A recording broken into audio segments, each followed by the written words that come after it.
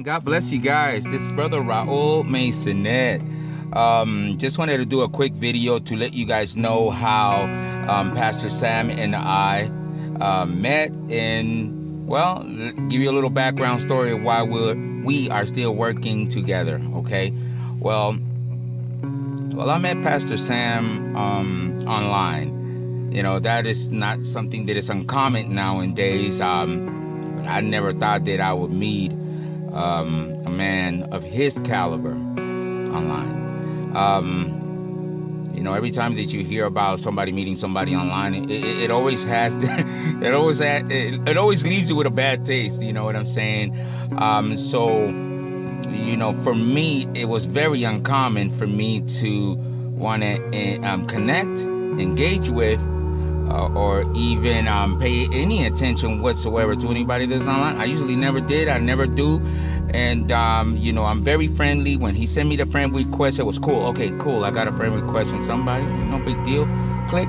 You know, we became friends. Next thing you know, I hear a bing. I'm like, what's going on? You know, I'm over here checking my phone, trying to see, trying to see who it is. I'm thinking it's family or something like that. See, I'm very old school. So, if somebody that I don't know, I normally won't answer it, and the truth is that I didn't answer Pastor Sam for a long time. He kept sending me stuff. Hey man, God bless you. May the Lord be with you. And when can we chat? When can we connect? And the truth is, I made him wait.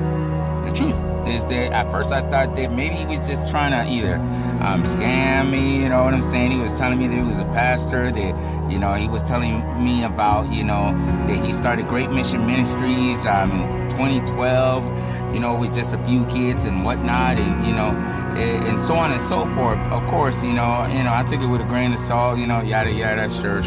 Anybody can tell you anything online, and let's just keep it real. We can't believe everything we hear, right? Plus, I heard of this kind of thing before. I mean, yeah. I'm this and I'm that and I'm the other thing, and next thing you know, they're not nothing like what people say they are. It's, you know what I mean, right? Yes, I was unemployed at that point of my life, and I didn't think, that, what could I do? This guy, what does he want from me, And the truth is that I guess that the Lord really led him to try to speak to me, and let's just be honest, now my heart aches for the fact that it took me so long to really actually connect with Pastor Sam, and I'm totally convicted now, because, think about it, how many times has God asked you and I to either do one thing or the other, and what do? We just sit back and just act like, hey, I'll do it tomorrow, right? So we're complacent, at best lethargic, when it comes to trying to listen to the will of God in our lives. But when you are very close to God, and and you hear his voice, it's him, right? I cannot explain this any other kind of way other than if you know that you are close to God. It's almost like when he's so close to you, he doesn't have to yell. He can just whisper. You can hear him in the silence of the moment. Pastor Sam and I started chatting online, and let's just be real. It took me a minute to really get to know him the way that I wanted to know him. So I asked him questions, who he was, why did he feel so compelled to want to talk to me out of all people? Think about it. Here I am, a person who has had a checkered background, okay? I was not so clean and let's just put it like this. I didn't think that God could use a person like me. Have you ever felt that way? Like, you've messed up so much that you don't think God can use you? So I felt, unqualified. And I felt unqualified because of my own thought process. I didn't think that God could use a person like me with my background, an ex-criminal, dope fiend, dope dealer, a person that would do his best to try to manipulate the situation to get his way. And, my background, everywhere that I went, I mean, come on, you know, until today, I'm still dealing with the wreckage of the past. And the truth is that, you know, for most of us who come from a background of pain, of hurt, of addiction, that kind of thing, it takes a miracle. I mean, it really takes a miracle for you to stop thinking along those lines and begin to think according to what the Word of God is telling you, telling you that you are who you are. Your identity is no longer from back there. You are a new creature made new, right? So I said, you know what? I'm going to go ahead and put Mr. Sam Kasule to the test. If he says who he says he is, and if the Spirit of God really dwells in me like I think he does, I mean, you know, my faith all of a sudden grew arms and legs. I said, you know what? I'm going to find out to see if this person is who he really says that he is. I'm going to try to help him. You know what? Since I'm an ex-player myself, and I can tell if somebody's trying to play me too. You know what I'm saying? Sam told me a lot about Kampala, Uganda. This is where he was raised and whatnot.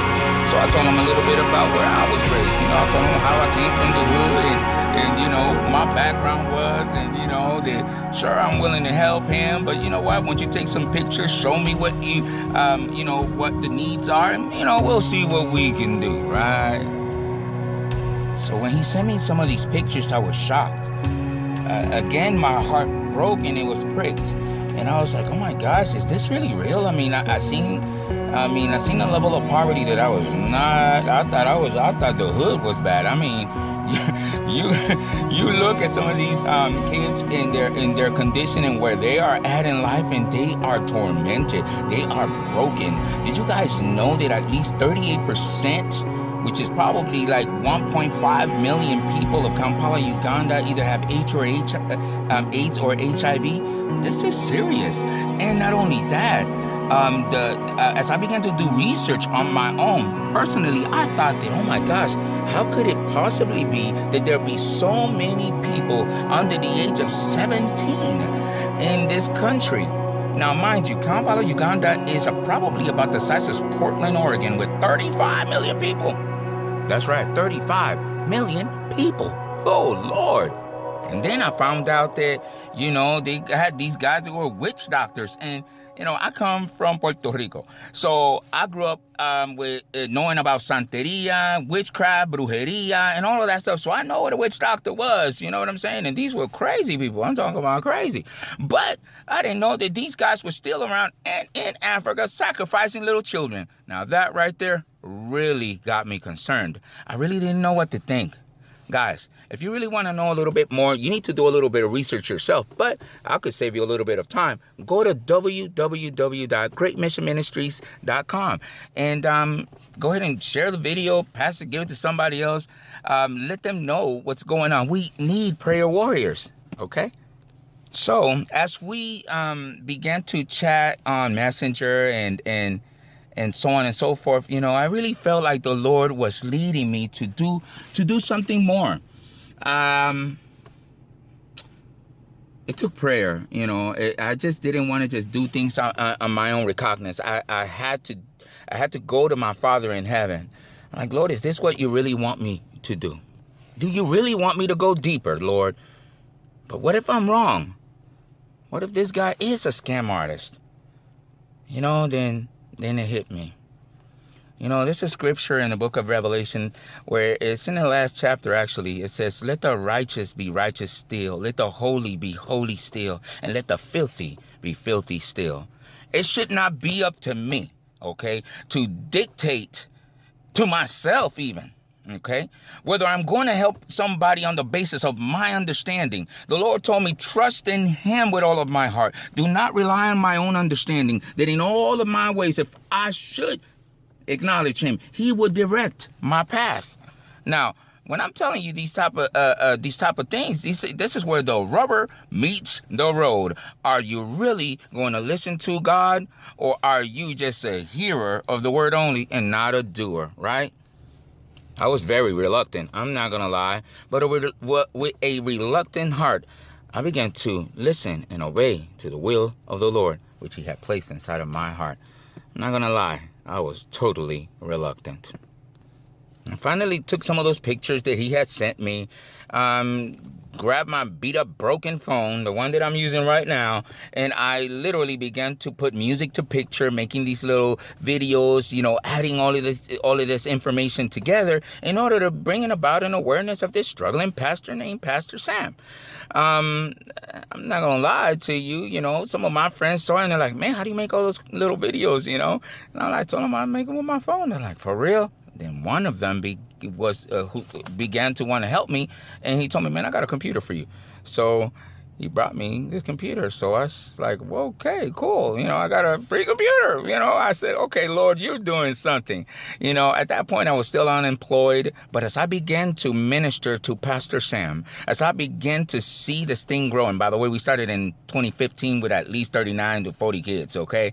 But as I began to see this thing grow, the Lord began to bless me. Here I thought I was the one helping Pastor Sam, but God was using Pastor Sam to be a blessing unto me. I ended up getting employed. Amazing things began to happen in my life. Man, and I'm not trying to say, give to Great Mission Ministry so that way God can help you too.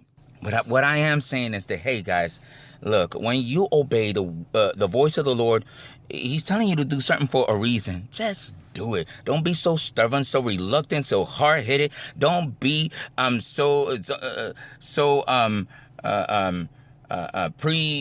meditated in your mind that you always got to know the reason why, how come, how long do I have to be in that place where you are sending me to. Just trust God and let the consequences fall on him. He will be able to help you deal with everything and anything that comes your way. I remember our first Christmas service celebration. It was in 2015, and I'm not gonna lie, I was like, whoa, I don't know what to do. I didn't even know what a PayPal account was, okay? And I just began to ask questions. I began to talk to friends, and as I seen friends begin to give me advice, I seen doors open, and I seen the power of God begin to move, and I recognized that this was bigger than me. A lot of people want to tell you, hey, let me show you how to grow your church. Let me show you how to do this and that and the other thing. Well, I'm going to tell you guys something. It's not about really growing sizes and numbers. It's about growing individuals. And I'm not trying to say that you shouldn't have a healthy, big old church. I mean, that's all good. I think that's beautiful. But what's better yet is when you have healthy individuals in places like that. God gave me the opportunity to do just that with Pastor Sam. And I'm doing that with kids. How cool is that? A deadbeat dad, you know what I'm saying? God took me and blessed me and gave me a heart that pumps with compassion and love, not just now for my own kids, but also from kids clear across the world. As I began to see what God was doing, my heart was overjoyed. I couldn't help it. I had to tell others. And this is why I'm making this video.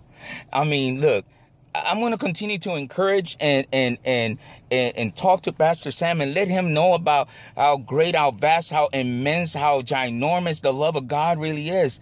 And how the truth is, don't tell nobody, but the truth is that I really don't even have time to be doing this. And that's what I'm trying to tell you guys. I don't have the time. And the thing is that God redeems my time.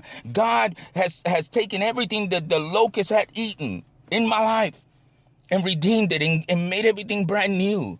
He has given me back 100-fold for everything that I've lost. He has been able to be a blessing unto me. And I just want to share it with you. Even if you decide never to give to Great Mission Ministries, I want to encourage you right now and tell you, look, man, there's something that God wants you to do. Stop being stubborn. Start listening to God. Today I am blessed. Yes, today I am blessed. I am blessed to be able to share this update. We are in our third Christmas service celebration. All of them have been successful.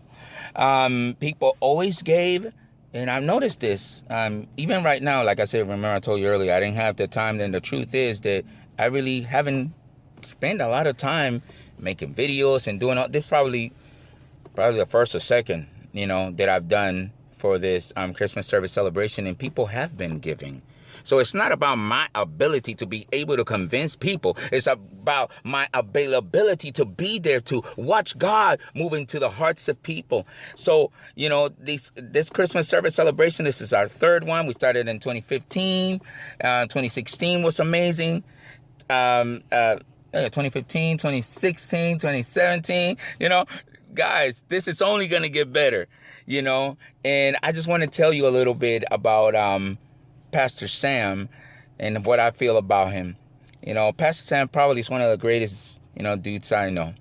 He calls me and my wife, he calls me like a papa, because he's old enough to be my son, and he's a young man. However, he's a young man with a heart after Christ who lives in a very impoverished part of the world. Sometimes I tell him, man, I don't feel like a very good dad, because he keeps calling me dad and stuff like that. And he says, you are. And sometimes I need to hear that, because as a parent myself, I've messed up. I've done so much wrong. And like I said, I was a deadbeat dad too. And, now I'm supporting, so many kids that it's ridiculous when at once upon a time I wouldn't even support my own. Come on, guys. Tell me if this is not a God thing. Only God can do these types of miracles. Today, Great Mission Ministries is a legitimate ministry in Kampala, Uganda. Today, Great Mission Ministries rents over 4 acres. Actually, 5. We rent 5 acres. Each of them is is already tilled, cleared, and sown with seed. Look, guys, I only did the easy work. And I may never be able to go see Pastor Sam face to face. But what if the Lord comes sooner than we think? What if the Lord comes sooner than we think? Then I will be able to see him face to face. And will be able to see the faces in the lives that I impacted. That is the real treasure. Where is your heart? Because wherever your heart is, there will your treasure be also.